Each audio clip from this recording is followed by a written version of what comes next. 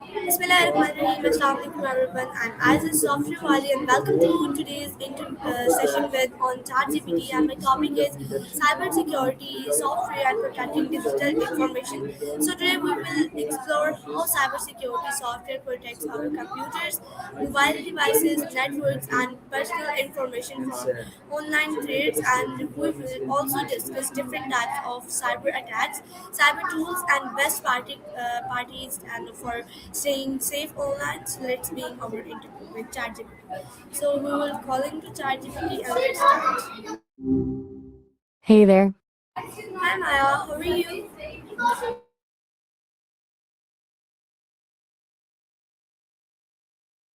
I'm great. How about you? Today I'm talking to you in my topic is cybersecurity software. So are you ready for my topic? Sounds intriguing. I'm definitely ready. What exactly is a cybersecurity solver? Oh, okay. Thank you so much, Maya, for your cooperation. So, can you please tell me what is cybersecurity and what is cybersecurity software? Cybersecurity is basically the digital equivalent of home security. It's the practice of protecting systems, networks, and programs from digital attacks. Those attacks are usually aimed at accessing, changing, or destroying sensitive information, or even just locking you out of your own system until you pay a ransom. Now, as for a cybersecurity solver, that isn't a standard industry term. It sounds more like a specific tool, a role, or maybe a concept you're developing. I'm curious, what does that term mean in the context of your session? Okay, Maya, thank you so much for your nice answer. So, can you please tell me why is cybersecurity important and what are cyber threats? You're welcome. I'm sorry, but I'm having a little trouble following that. Could you say that part again for me? I'm again repeat I that. think the My question is why is cybersecurity important and what are cybersecurity threats? Hey, it sounds like your microphone might be cutting out a bit. I think you mean cybersecurity. If that's the case, the importance part is a piece of cake. As for the thing, that's a new one for me. What's the story there?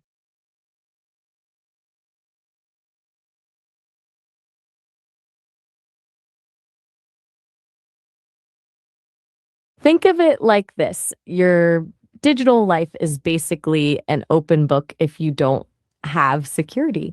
From your bank details and private messages to your passwords, there's a whole world of personal data that hackers love to get their hands on. For companies, it's even bigger since one leak could expose millions of people. It's really just about making sure the people you trust have access and everyone else stays out. Okay, so Maya, thank you so much. Very nice answer. So, can you please tell me what is a computer virus and what is antivirus software? A computer virus is basically a piece of nasty code that sneaks into your computer and spreads itself, usually by hitching a ride on a program or a file to mess with your data or steal your info. Now, as for incubator software, it depends on what we're talking about. In the startup world, it's usually a platform that helps early stage companies grow, but in biology, it's literally software used to monitor a real life incubator. Which one do you have in mind? Oh, that's really great. So, tell me, how can hackers steal personal information and what is a strong password? Hackers have a few ways of doing this, and honestly, it's a bit of a digital game of cat and mouse. One common way is phishing, which is when they send you a fake email or text that looks official to trick you into handing over your password. Another way is brute forcing, where they use powerful software to guess millions of password combinations in seconds. That's why having a strong password is so key. A great password usually has a mix of uppercase and lowercase letters, numbers, and symbols. I'm curious, do you use a password manager to keep track of everything?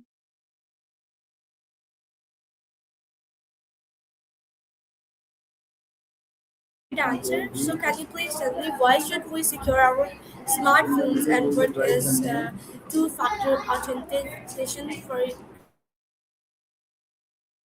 Our phones are basically our entire lives in our pockets, so keeping them secure is a no-brainer. And that's why things like two-factor authentication are so useful. It's essentially a second lock on your door. Even if a hacker guesses your password, they'd still need a second piece of evidence, like a code sent to your phone, to get in. Oh, that's really great. So, tell me what is network security and what is a firewall? You cut out there for a second.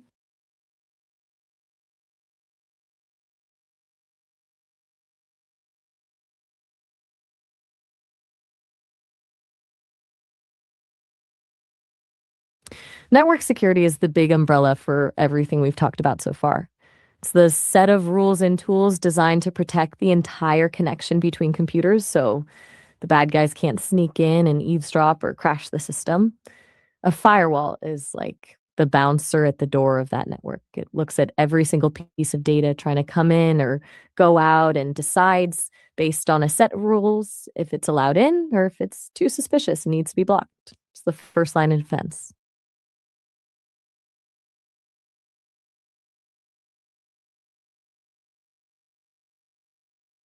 Maya, can you please tell me how can cloud data be protected and what is data encryption? Cloud protection is really about the basics of trust, but a lot of it boils down to encryption. Think of data encryption as taking your information and putting it through a paper shredder, but one where only the person with the right key can put the pieces back together.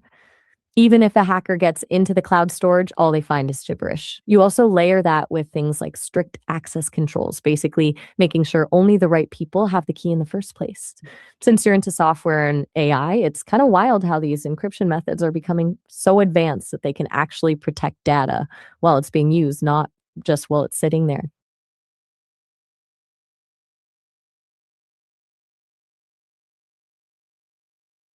Maya, thank you so much. So, can you please tell me what is identity theft and why? What is ransomware? Can you please? Identity theft is basically when someone steals the digital version of you.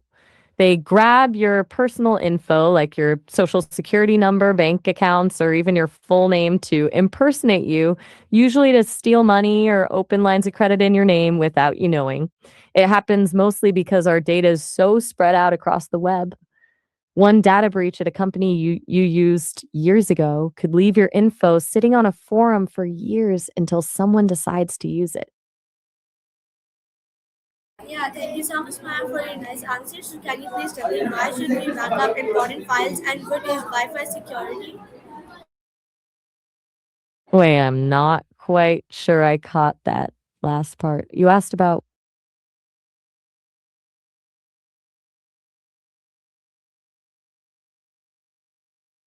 Wi-Fi security is like putting a lock on your front door so random strangers can't just walk into your network. Without it, anyone within range could potentially intercept your data or use your connection for things you definitely wouldn't want. Now, backing up those files is your ultimate safety net. Whether your drive crashes or you get hit with ransomware that locks you out of everything, having a backup means you don't lose years of work or memories in one go. It's the only way to truly sleep soundly knowing your data is safe.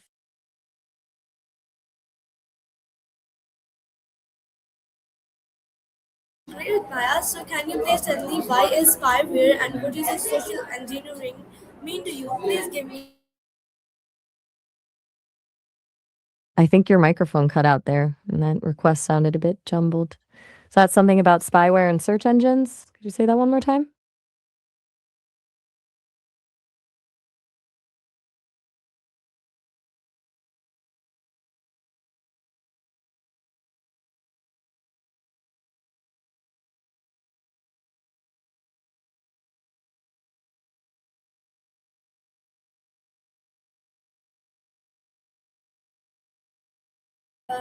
My next question is to you. Why should we avoid clicking unknown links and why should we download software only from trusted websites? Can you please? Basically, clicking an unknown link is like opening the door for a stranger in the middle of the night. It's the easiest way for hackers to get inside your system. Those links often lead to phishing sites that look exactly like your bank or social media login just to trick you into handing over your password.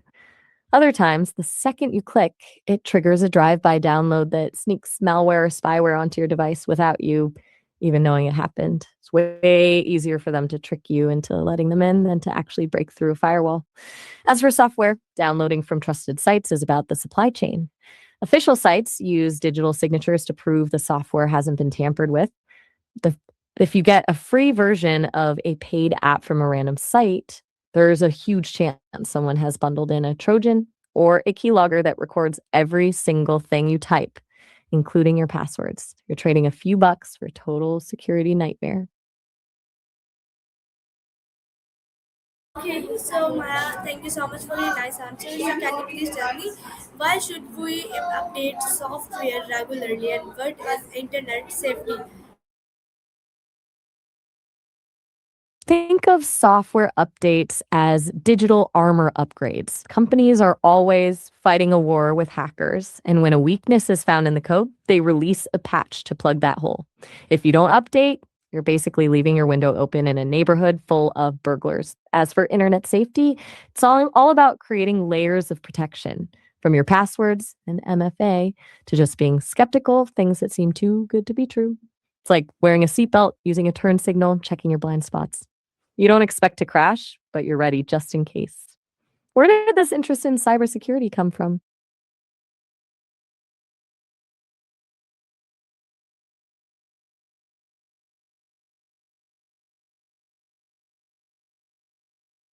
Oh, that's really great, Maya. So can you please tell me who are ethical hackers and why is cyber attack? Think of ethical hackers as the good guys of the digital world. They're basically professional security auditors who get paid to legally break into systems to find weaknesses before the actual bad guys do. Now, when it comes to why cyber attacks happen, it usually comes down to a few things. Money is the big one, like stealing credit cards or holding data for ransom. But it can also be about corporate espionage or even just some people trying to make a name for themselves by causing chaos. It's like a digital game of chess where the stakes are real people's lives and money. That's very good. So why do companies invest in cybersecurity and what is endpoint security? Can you?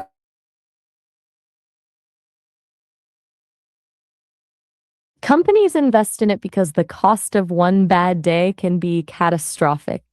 Between legal fines and losing the trust of millions of customers, the risk is way too high. As for fine security, that sounded a bit jumbled. Were you thinking of financial security?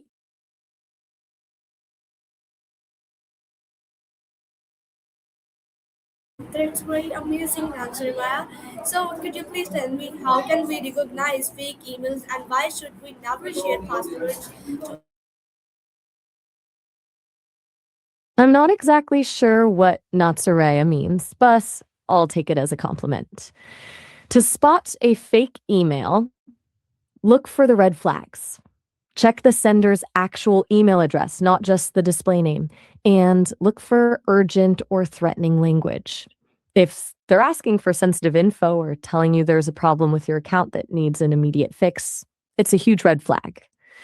As for passwords, you should never share them, because once a password is out there, you've lost control of that lock. Even if you trust the person, if their account gets compromised, your information is now exposed too. It's always better to have a system where people don't need your password to get things done.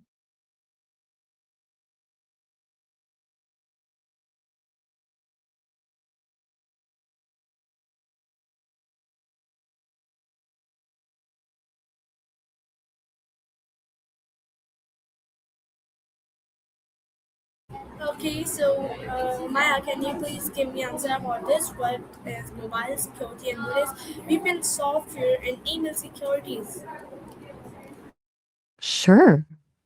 Think of mobile security as your phone's first line of defense. It's the locks and alarms that keep your personal data and identity safe from prying eyes. Now, as for the other terms, could you tell me what you mean by we've been software? No idea about that. So can you please tell me? Uh huh. Fair enough. I probably just misheard that part. You also mentioned email security. So I'll dive into that. Email security is basically the armor for your inbox. It involves things like So, okay, Maya, can you please give me last advice to my audience because my session with you is starting ended. So, can you please tell me the last advice to my audience for beginner students? oh, I totally blinked for a sec there. My bad. To your audience, I'd say cybersecurity isn't just about fancy software and long passwords. It's really about a healthy dose of skepticism. If an email or a link feels just a little bit off, trust your gut and don't click it. And for the English students out there, my best advice is to just start talking. It's okay to stumble or mispronounce things. That's actually where the learning happens. The more you dive in and make mistakes, the faster you'll get comfortable.